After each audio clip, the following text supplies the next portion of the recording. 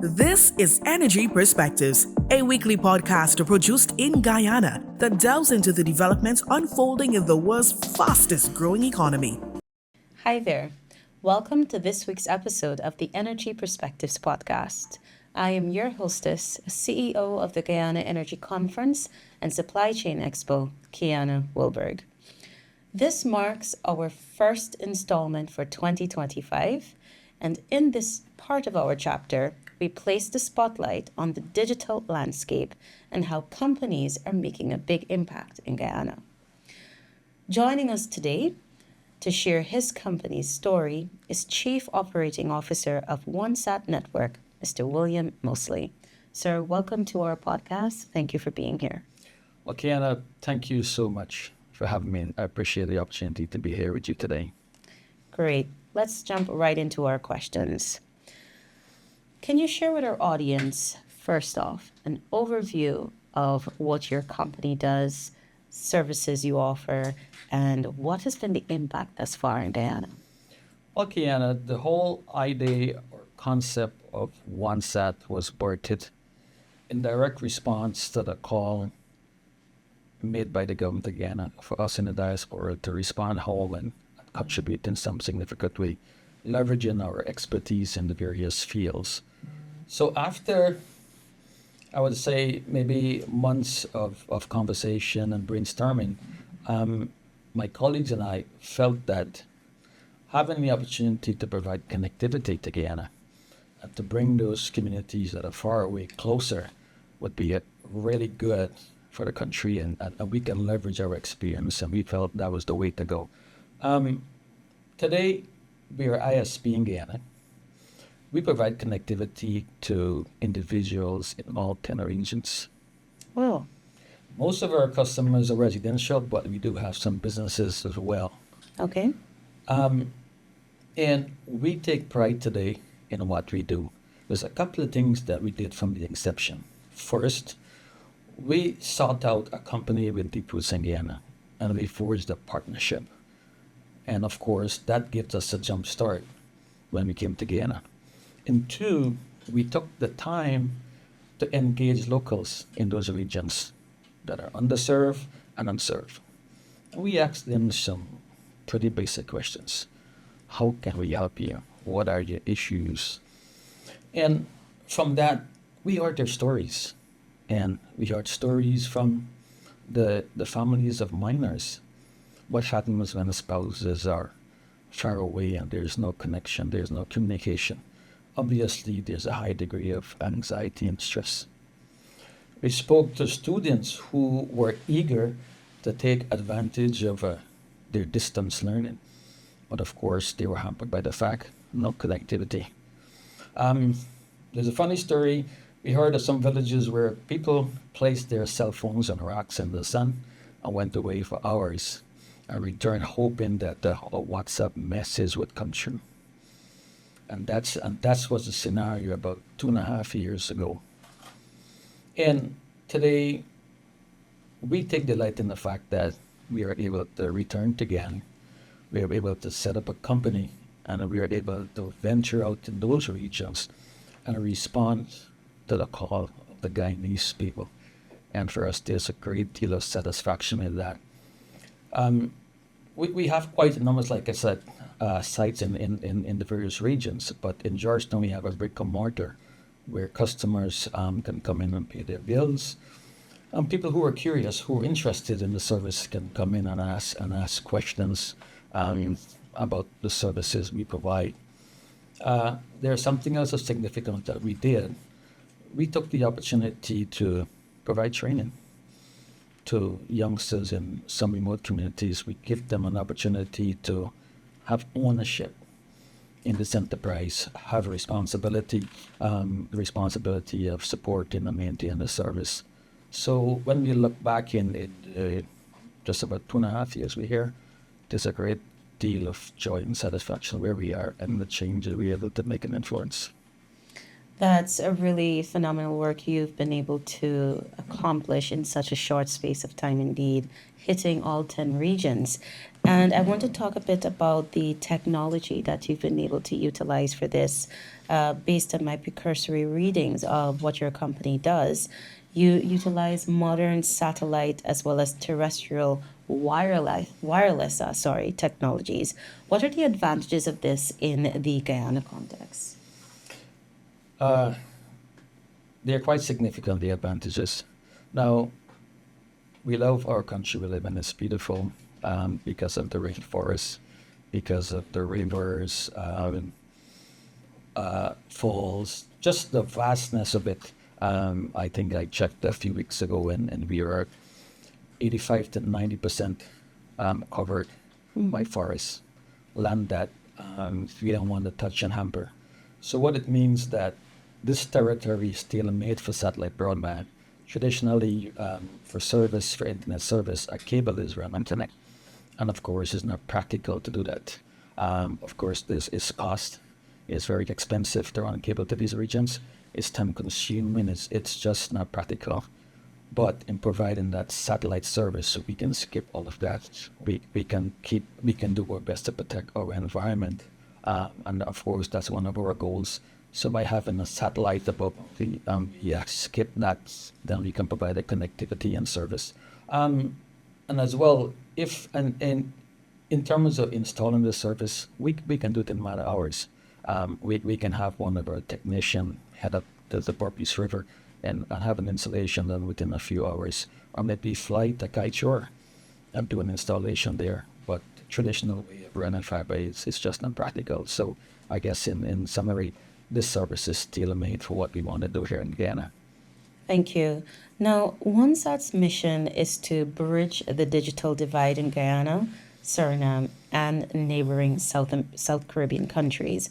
What is needed to achieve this, and how far along are you on this mission? Of course, bridging the disaggregate in Guyana and the Caribbean is quite an audacious goal. Nonetheless, that's what we are asked to be audacious. We want to do, we want to aspire to great things. We don't want to settle. But you would agree that it would one company is not enough. It takes lots of hand. It means, therefore, that we will have to reach out. We have to take a collaborative approach. We have to consult with government entities. We have to consult with experts in other countries. We have to consult with leadership and get others involved. Of course, there's a cost associated with it. You will have to secure investment. We really would have to start the interest. So in that vein, it's important to realize that that would take time. And it means then we'll have to be very patient and persistent to achieve that goal. Where we are today, we're still early, but nonetheless, we're optimistic that we can make a difference, not only in Guyana, but in the Caribbean. Why was this particular goal chosen for your company? It's very bold, as you noted, but what inspired that approach? Because we felt it's doable. Initially, when we started, our intention, our goals was to build a satellite. It's called a micro geo satellite, a small satellite that can be built in a couple of years, and would have been able to provide coverage not only in Guyana but in its environs. So we felt that if we would have been able to achieve that, then we'd have had the capacity to cover not only Guyana but of course in a wider area. But arriving in Guyana and doing our research and looking into the status quo, it became clear that the technology was moving so fast and the need for connectivity in Guyana was now. So the idea of waiting for 4 years might not have been the best at the time. So what we did, we sought a relationship with a satellite company that's already in existence as opposed to with. But nonetheless, we believe that it's important to think big and aim big, and that's what we're gonna do. And this company that you formed the partnership with? The old company or the one? Oh, well, we actually had a partnership with a company called WANsat. Mm-hmm. WANsat was building a satellite to cover entire North America. But the unexpected happened. The anomaly happened. The satellite didn't work. So we were off for a few months. So after that, we figured, of course, we had to do some alternative action. And then we formed a partnership with a company called Intelsat. Okay. Provide coverage in the region. So it's been a challenge, as you can tell. But of course, that persistence and that determination and the sense of purpose while we're here is important. And that keeps us going in spite of whatever issues we face. Thank you. Now, Guyanese authorities have made clear their intention to fast track the country's digital transformation, and internet connectivity and ensuring inclusivity in this process is, of course, crucial. What are your thoughts on the efforts thus far, and what more is needed? That's an excellent question. First off, I say kudos to the Guyanese authority just to focus attention on the fast track and recognizing the importance of connectivity, recognizing the important role that folks in the outliner region will have to play, giving them the opportunity to participate in the windfall that is happening today. So hats off, and I acknowledge that. But of course, in any big project or assignment or initiative, it takes a lot of hands, it takes a lot of work, it takes a lot of time. And there's always an opportunity to improve. I think there's opportunity maybe in the area of collaborative approach and inclusivity by having everybody play a part. Because it's easy to fall into that trap that maybe one group or one sector or one company or two companies. But I think it's important that every company or as many as possible participate in this process through consultation. And as a collective, we decide, because guess what? It's a really important initiative, and you cannot overstate the importance of having that connectivity for small communities. So I think it would be helpful if there are incentives for companies such as us, enablers to help us to be part of this process and contribute in any possible way. Maybe we can achieve that goal together faster. Thank you, Mr. Moseley.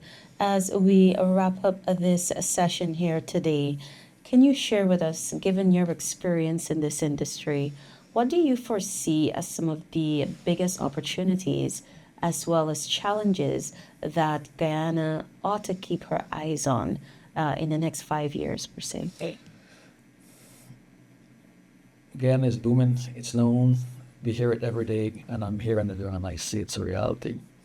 And that booming comes from, of course, feeds off of the oil sector. It means that the other sectors will flourish and grow. And it means that as time goes by, 3, 4, 5, 10 years down the road, there's going to be a greater need for connectivity, because there's going to be a growth in the education sector. So telemedicine for medicine, for health, e-learning for education. In every single sector, of course, there's going to be a need for more participation. And maybe even, and just in the vein of thinking that crazy big audacious goal, maybe Ghana can be a hub for the Caribbean. So demand is going to be great. In terms of challenges, that same increase in demand could potentially means greater challenges, because how can we meet those demands? Are we having this collaborative approach that I mentioned? There's going to be, are we able to keep abreast with the changes in technologies? I've been here for just over 2 years, and I've seen the movement in technology. Are students ready to participate? Because I think that would be excellent. But so to summarize, there's going to be numerous benefits as a result of growth coming from the oil sector. There's opportunity to participate, but are we ready and prepared? Do we have the mindset to move forward? Right. Okay. Mr. Moseley, it has been such a pleasure to have you on our program. Truly some enlightening perspectives that you shared with us today, and we want to thank you for your contributions. So, to our audience as well, thank you for joining us. Be sure to join us at same time, same place next week as we bring you more insights from thought leaders here and around the world. Thank you for listening to the Guyana Energy Perspectives podcast. Listen to us on Spotify, Apple, or wherever you get your podcast.